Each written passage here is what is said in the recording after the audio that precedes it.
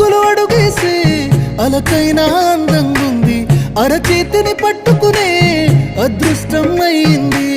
నీ మాటలు వినకుండా కొనుకైనా రానంటుంది, నువ్వు ఎదురుగా నిలబడితే ఏదేదో అవుతుంది.